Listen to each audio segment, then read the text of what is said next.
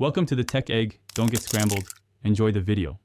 You start by confirming coverage and preparing hardware. If you have a 5G phone, make sure it shows a 5G icon. If using a modem or hotspot, insert the activated SIM and power it.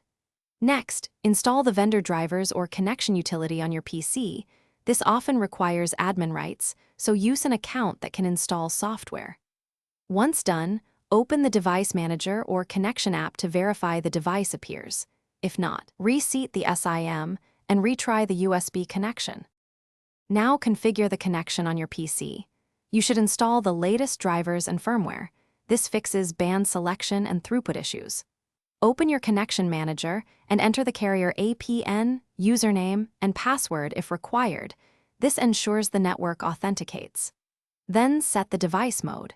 Choose 5G preferred if you want higher speeds, but allow fallback to 4G for reliability. Make sure network priority is set so your PC uses the 5G link over slower networks.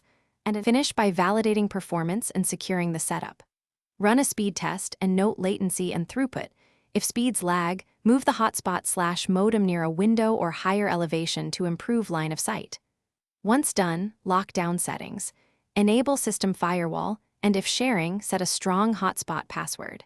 If something goes wrong, a reliable troubleshooting step is to reboot modem and PC, reinstall drivers, and confirm SIM activation and APN entries are exact. This resolves most connection failures.